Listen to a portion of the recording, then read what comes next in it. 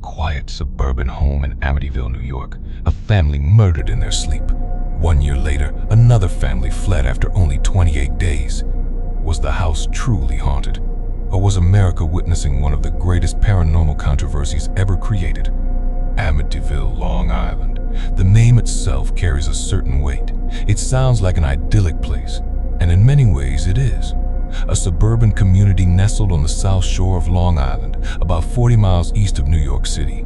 Tree-lined streets, waterfront properties, a sense of quiet prosperity that has defined the area for generations. 1112 Ocean Avenue sits on a narrow plot of land that stretches from the street down to the Amityville River, a 3-story Dutch colony with dark shingles and white trim. 6 bedrooms, a heated swimming pool, a boathouse, a garage. A sign by the front path once read, "High Hopes." It was the kind of house that families dream about, the kind of house that represents everything a family could want. But by the mid-1970s, this house would become synonymous with something far darker. The house was built in the 1920s, a stately structure designed for comfort and family life. The 2 large windows set into the side of the home gave it an almost human quality, as if it were watching the world go by. Inside, the rooms were generous. The master bedroom on the 2nd floor, children's bedrooms down the hall, a 3rd floor with additional space, a finished basement. It was a home designed for a large family, for gatherings, for memories. In 1965, the DeFeo family moved in. Ronald DeFeo Sr., his wife Louise, and their 5 children.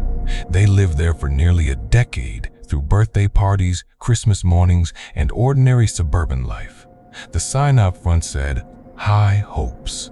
It's difficult to imagine the house as it was then, before the hauntings, before the horror, before the world knew its name. Just a home, just a family, just a quiet street in a quiet town. But something happened on November 13, 1974, that would change everything. By all accounts, the DeFeos appeared to be a successful, close-knit family. Ronald DeFeo Sr., known to friends and family as Ron or Big Ron, was 43 years old.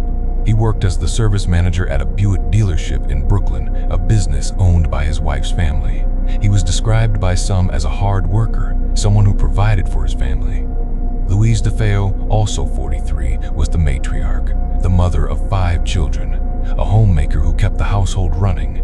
The family attended church. They seemed to have everything, but beneath the surface, there were cracks.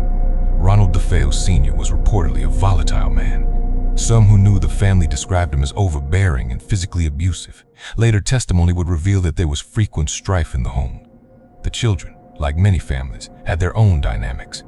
The eldest son, Ronald DeFeo Jr., was the one who would become infamous. Ronald Joseph DeFeo Jr. was born on September 26, 1951, in Brooklyn. He was nicknamed Butch by his family, a name that would follow him through the rest of his life. By many accounts, Butch was a troubled young man from an early age. He was expelled from school at 16 with no qualifications. By the age of 17, he was using LSD and heroin. In 1974, at 23 years old, he worked as a mechanic at the family dealership, reportedly earning about $80 a week.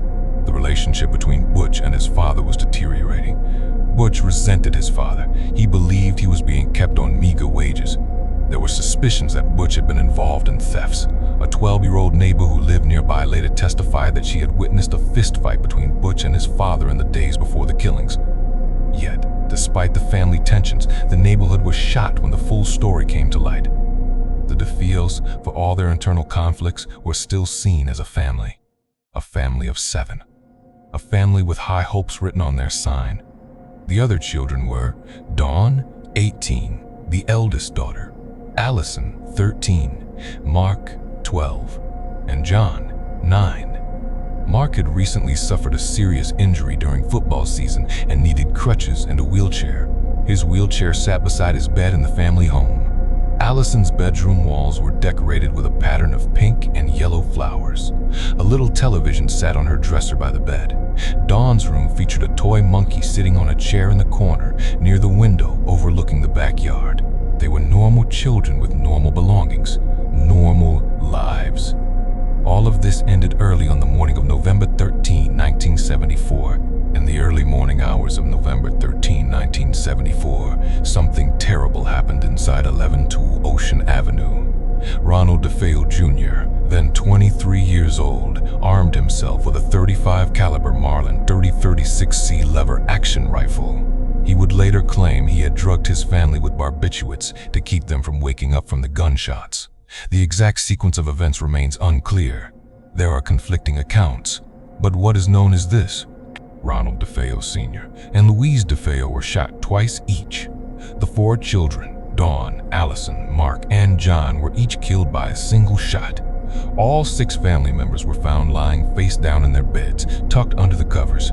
Physical evidence suggests that Louise and Allison were awake at the time of their deaths. The murders went undetected for hours. In a 1999 parole hearing, Butch DeFeo gave his version of events. He claimed he was in the basement and heard a noise. When he came upstairs, he saw Allison's blood. I ran up the stairs and Dawn said, "Oh my God, Butch, you are not supposed to be here." He also claimed that Dawn was the instigator of the murders, a claim that others disputed. Her boyfriend at the time said she would have done anything to get out of the house. But these are just claims. What is documented is what happened next. At around 6:30 p.m. on November 13, Butch DeFeo entered Henry's bar in Amityville, about 800 meters from the house, and declared, "You got to help me! I think my mother and father are shot!" DeFeo and a small group of people went to the house. One of the group, DeFeo's friend Joe Yeswit, placed an emergency call to the Amityville Police Department. "Call up the Amityville Police and have someone come down here. They know the family," Yeswit told the dispatcher. "Guy come running in the bar and said his mother and father are shot." We ran down to his house and everybody in the house is shot. When police arrived, they found the 6 bodies in their bed. At first, DeFeo tried to deflect suspicion. He told police that a mob hitman named Louis Fellini might have been responsible. He suggested that his family had been targeted by organized crime. But the story quickly fell apart. Police found inconsistencies in his account. They discovered an empty box for a recently purchased Marlin rifle in his room. The fact that all the family members had been killed in their nightwear suggested the crime had happened at night, placing DeFeo in the house at the time. When DeFeo asked about the hunt for Fellini, one officer replied, "Butch, we have guys out on the street looking for him, but to tell you the truth, I think you're the guy we want." After more than 30 hours of interrogation, DeFeo confessed. He admitted to carrying out the killings himself. His legal team later claimed he had been interrogated without sleep or food for 30 straight hours before making the confession. But the confession was damning. DeFeo told detectives, "Once I started, I just couldn't stop. It went so fast." He detailed where he had discarded crucial evidence: blood-stained clothes, the Marlin rifle, and cartridges. He had taken a bath, redressed, and gone to work as usual. He had even called home pretending not to know why his father hadn't arrived. The trial began in October 1975. DeFeo's lawyer, William Weber, ran an insanity defense. The defense claimed DeFeo had been hearing voices, that he was suffering from a mental break. DeFeo testified that he heard voices and that it must have been God talking to me. But the prosecution's psychiatrist, Dr. Harold Zolan, testified that DeFeo had antisocial personality disorder and that he was aware of his actions at the time of the crime. The jury rejected "the devil made me do it" defense. On November 24th, 1975, Ronald DeFeo Jr. was found guilty on 6 counts of second-degree murder. On December 4, Judge Thomas Stark sentenced him to 6 sentences of 25 years to life in prison. The judge declared that DeFeo's crimes were the most heinous murders committed in Suffolk County since its founding. But the story of 112 Ocean Avenue was far from over. For 13 months after the DeFeo murders, the house at 102 Ocean Avenue sat empty. It was a murder house. The scene of one of the most brutal family killings in recent memory. No one wanted to live there, but houses don't stay empty forever, and the price was right. In December 1975, George and Kathy Lutz, a young couple with 3 children, came looking for a home. George Lee Lutz was 28 years old. He owned a land surveying company, a 3rd-generation business started by his grandfather. He had a pretty good idea of land and home values. Kathy Lutz, 30, had been married previously and had 3 children from that marriage: Daniel, 9, Christopher, 7, and Melissa, called Missy, 5. She and George had married recently. They were looking for a home that would accommodate their new family. Between July and November 1975, the couple had looked at over 50 homes on Long Island's South Shore. None met their requirements. The house had to be on the water, and it had to be able to accommodate George's business. In the course of their search, George called the Conklin Realty office and spoke to a broker named Edith Evans. She said she had a new house to show them, a 6-bedroom Dutch colonial with a swimming pool, boathouse, and waterfront access. The asking price? $80,000. $80,000. It seemed almost impossibly low. In a desirable neighborhood, on the water with all those amenities, the house should have been priced far higher. The reason, of course, was the murders. But the price had also dropped because of legal complications around the title. Evans took the Lutzes to the house at 3 in the afternoon. "I'm not sure if this is what you're looking for," she told them, "but I wanted to show you how the other half of Amityville lives." They walked through the house. George, with his surveying experience, made a thorough assessment. The house was in fine condition. It met every requirement: waterfront access, space for his office, room for the children. Then the broker told them this was the DeFeo house. Everyone in the country, it seemed, had heard about the DeFeo tragedy. Newspaper and television accounts had saturated the public consciousness. 6 people murdered in their beds. But that didn't deter the Lutzes. Kathy walked through the house, a house where 6 people had been shot to death less than 13 months earlier, and smiled. She told the broker, "It's the best we've seen. It's got everything we ever wanted." George vowed to himself that if there was a way, this was the place he wanted his wife to have. The tragic history of 12 Ocean Avenue didn't matter to them. They saw a home, a beautiful, spacious home on the water that they could afford. They knew about the murders. They didn't care. On December 18, 1975, the Lutzes moved in. The move was hectic. George and Kathy had packed the night before, sleeping on the floor. On moving day, George was up early, piling the first full load into a U-Haul trailer. The closing was scheduled for the same morning, a complex legal process complicated by the fact that the title to the house was still tied up in probate due to the DeFeo murders. Ronald DeFeo Jr., as the sole survivor of the family, was technically the inheritor of the estate, even though he had been convicted of murdering his family. The closing went through, with $40,000 placed in escrow until a proper legal deed could be arranged. At 1 o'clock, George rolled into the driveway of 112 Ocean Avenue. Friends were waiting to help unload. Furniture, boxes, crates, barrels, bags, toys, bikes. The DeFeos' refrigerator, washer, dryer, and freezer that had been in storage. The family's first days in the house were filled with the ordinary chaos of moving, unpacking boxes, arranging furniture, setting up rooms. Daniel, 9, and Christopher, 7, would share one of the 3rd-floor bedrooms. The other 3rd-floor room would be a playroom. Missy, 5, would sleep on the 2nd floor, across the hall from George and Kathy's master bedroom. Downstairs, there was the living room, dining room, kitchen, and a finished basement that George planned to convert into his office. Outside, there was the boathouse and swimming pool. It was a dream home, but it was also a dream that would turn into a nightmare. According to George and Kathy Lutz, strange things began happening almost immediately. They had decided to have the house blessed by a priest. A friend had suggested it, given the house's history. The Lutzes agreed. Father Mancuso, the priest they contacted, came to perform the blessing. According to the Lutz account, the priest sensed something wrong. He was said to have heard a voice shout, "Get out!" and felt a sharp slap on his face. But here we must pause and note, no priest has ever been conclusively identified as having performed this blessing. When investigators later searched for a priest matching this account, none could be found. The story of the priest, like many elements of the Lutz narrative, has been challenged by skeptics. But the Lutzes claim the incidents continued. Within days of moving in, George Lutz said he found himself waking up at precisely 3:15 a.m. every morning. This, he believed, was the time Ronald DeFeo Jr. had walked through the house shooting his family. The 3:15 a.m. waking became a recurring pattern. George claimed he was unable to sleep through the night, always jolted awake at the same hour. There were sounds, the family later claimed. Banging noises, footsteps untraceable to any family member's movements, the sound of a marching band playing in the house during the night. When George went to investigate the noises, he claimed to find furniture moved and carpets rolled up. There were odors, mysterious and pervasive stenches that came and went. There were sounds, the family later claimed.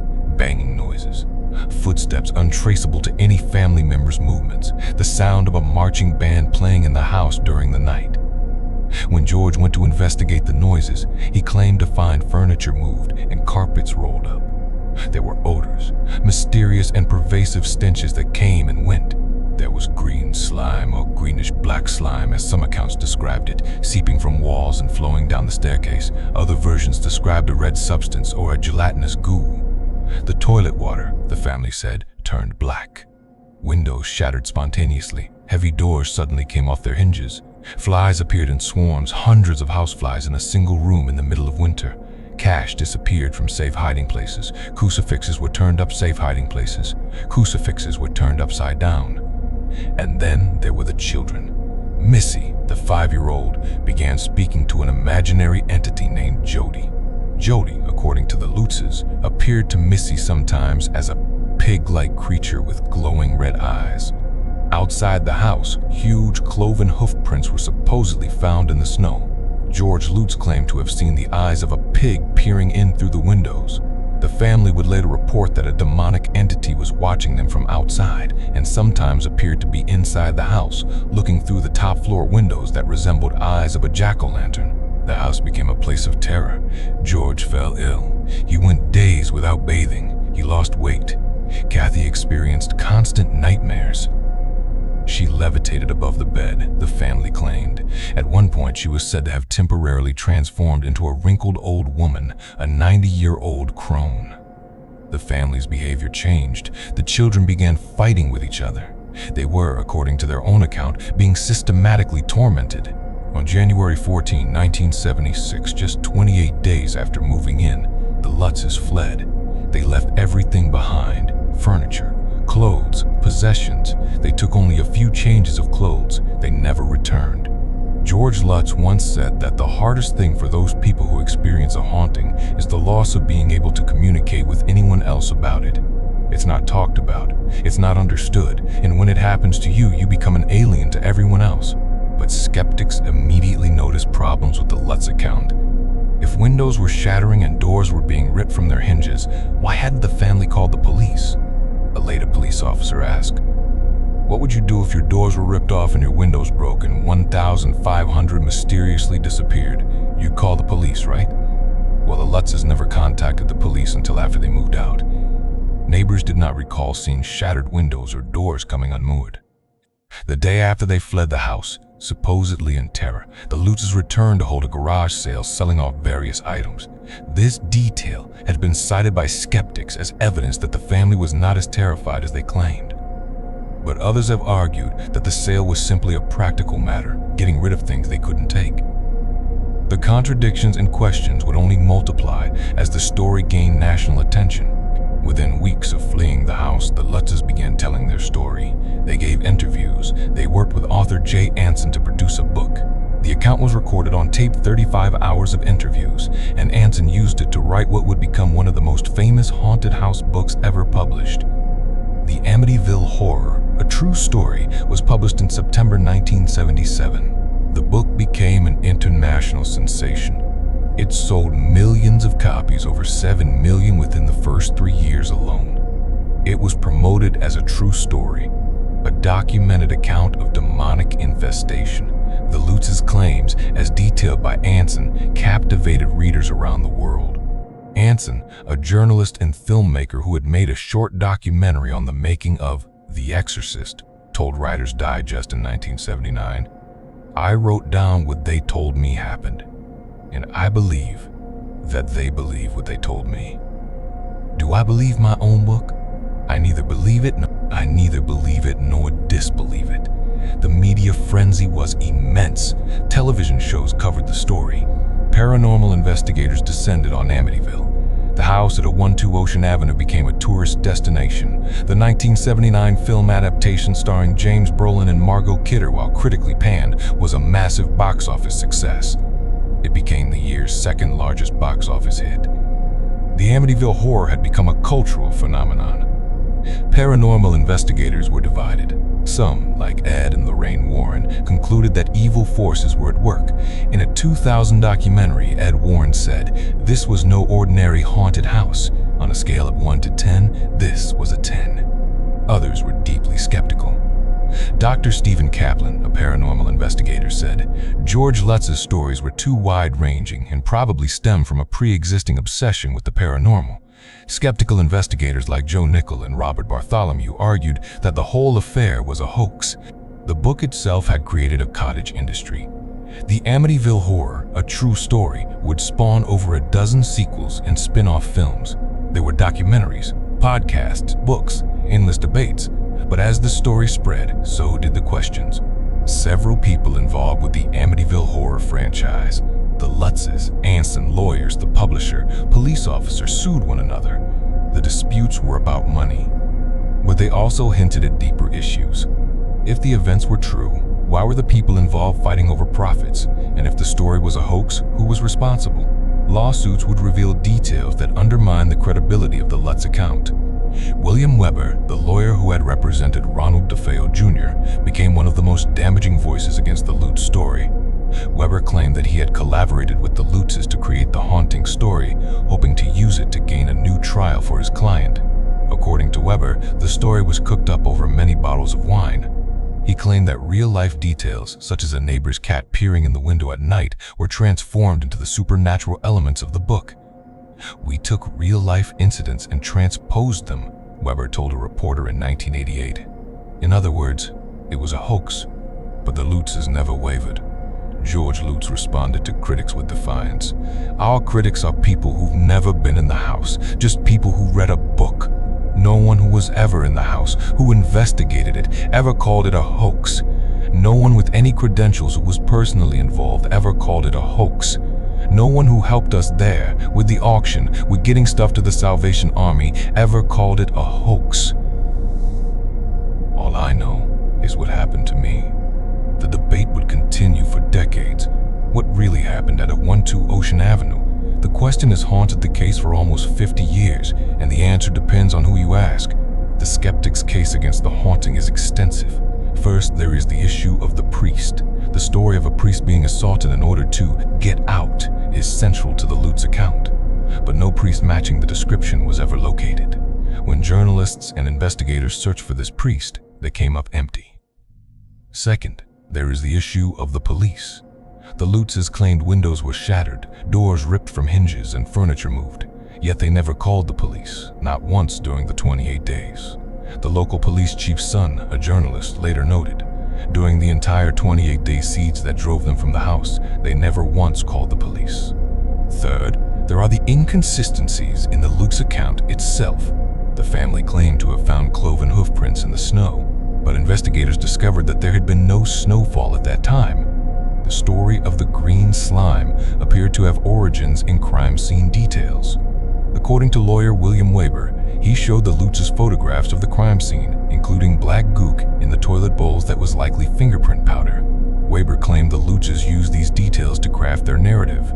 The details of the haunting, skeptics noted, seemed suspiciously similar to horror films of the era, The Exorcist and The Omen in particular. Fourth, there were other owners of the house. After the Lutzes fled, the house was sold to James and Barbara Cromartie in 1977. They lived there for a decade. Barbara Cromartie told investigators that her family experienced no supernatural occurrences. She pointed out that the old hardware hinges, locks, doorknobs were still in place. If the Lutzes had experienced the damage they claimed, there should have been visible signs. But upon close inspection, there were no disturbances in the paint and varnish. The house has been sold at least 4 times since the murders. The owners since the Lutzes have all reported the same thing. Nothing strange happened. There have been 4 owners since the murders. Real estate agent Jerry O'Neill told a reporter in 2016, and none of them ran out of the house screaming, and there were no strange experiences. Fifth, there is the documentary evidence. In a 1979 trial, George and Kathy Lutz versus Paul Hoffman, the Lutzes reportedly admitted that virtually everything in the Amityville Horror was pure fiction. The lawsuit was over profits from the story, and the legal proceedings revealed that the narrative was not as solid as claimed. But the case for the haunting also has its defenders. The Lutzes passed lie detector tests, polygraph examinations to confirm the veracity of their claims. They consistently maintained that their story was true. George Lutz said, "I believe this has stayed alive for 25 years because it's a true story. It doesn't mean that everything that has ever been said about it is true. It's certainly not a hoax. It's real easy to call something a hoax. It's real easy to call something a hoax." The children have also spoken up. At least one of them, Daniel Lutz, who was 9 years old at the time, appeared in the 2013 documentary, My Amityville Horror. He maintained that the account given by his mother and stepfather was true. "This is not something I asked for," Daniel said in the film. "I've been running away from it, and it finally caught up with me." Daniel discussed abuse suffered at the hands of his stepfather, which he said contributed to the family's turmoil. He claimed that his stepfather had dabbled in Satanism, but his younger siblings declined to be interviewed and did not appear to endorse his claims. Skeptics have pointed out that Daniel's memory could be unreliable. Psychologist Elizabeth Loftus has explained how people can fill in gaps in memory with exaggerations and additions. Daniel's version of events sometimes contradicted earlier accounts. For example, he claimed there were 400 to 500 flies in the room on moving day, a detail not mentioned in the original Lutz account and one that strains credibility. The 2013 documentary, My Amityville Horror, suggests a more nuanced interpretation. As one critic noted, "At some point it doesn't even matter if ghosts terrorize the Lutz family because Daniel believes it so wholeheartedly, and listening to him tell his tale becomes its own kind of truth. The question of whether the haunting was a hoax or not may be too simplistic.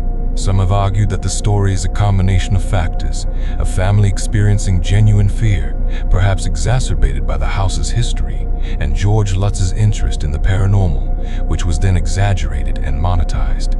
The Lutzes may have believed some of it, or perhaps they didn't." Jay Anson, who wrote the book, maintained an ambiguous position. "I neither believe it nor disbelieve it. The unresolved questions remain. If the Lutzes fabricated the story, why did they pass lie detector tests? If the story was true, why has no other owner of the house reported similar phenomena? Why did the Lutzes never call the police? Why did they return the next day to hold a garage sale? Where is the priest?" The questions have no definitive answers, and perhaps that is why the story persists. In the decades since the events at 112 Ocean Avenue, the Amityville story has left an indelible mark on American culture. The house itself has been changed. The famous spooky eye-shaped windows were modified by a later owner. The house number was changed. 112 Ocean Avenue no longer exists. It is now something else. But the legend remains. The book, The Amityville Horror, has sold millions of copies. Estimates range from 7 to 10 million. It inspired an entire genre of true haunted house stories, books, and films that claim to be based on real events. The 1979 film spawned a franchise of at least 17 official movies and hundreds of knockoffs and imitators. Every few years, a new version appears, a remake, a sequel, a documentary, each claiming to reveal the real story. The Amityville story has influenced other paranormal investigations. The Warrens, who investigated the house, went on to become famous paranormal investigators, later inspiring the Conjuring film series. The case became a template for haunted house narratives. A family moves into a home with a violent history, supernatural events escalate, and the family flees in terror. The formula has been repeated countless times. But beyond the entertainment industry, the case raises deeper questions about belief and skepticism. For believers, the Amityville story is evidence of the supernatural, a documented case of demonic infestation. For skeptics, it's a cautionary tale about fraud, media manipulation, and the power of suggestion. The truth, as with many such cases, may lie somewhere in between. George and Kathy Lutz divorced in 1980. Kathy died of emphysema in 2004. George died of heart disease in 2006. Ronald DeFeo Jr. died in prison on March 12, 2021, at the age of 69. He spent his entire adult life behind bars, convicted of killing his family, but never fully explaining why. In a 1994 prison interview, he said, "I guess the Amityville horror really is supposed to be me, because I'm the one that got convicted of killing my family. I'm the one they say who did it. I'm the one that's supposed to be possessed by the devil." The house at 112 Ocean Avenue continues to stand. It has been extensively remodeled. It no longer resembles the structure depicted in the films. It was sold for $605,000 in 2017. Every Halloween, the Amityville story resurfaces. Every few years, a new documentary or film appears. The debate continues, and the house remains a symbol of something that America cannot quite explain. What is the legacy of Amityville? It is a story about a family that was murdered, a house that became a legend, a family that claimed to be haunted, a story that made millions. But it is also a story about how we interpret events, how we choose to believe or not believe. The story persists because it asks a question that no one can definitively answer. Is there something beyond what we can see, beyond what we can see, beyond what we can explain? Ronald DeFeo Jr. insisted that voices drove him to kill. The Lutzes insisted that a demonic presence drove them from their home. Skeptics insist that it was all a hoax. Each version of the story serves a purpose. For the true believers, Amityville is proof of the supernatural. For skeptics, it's proof of human greed and credulity.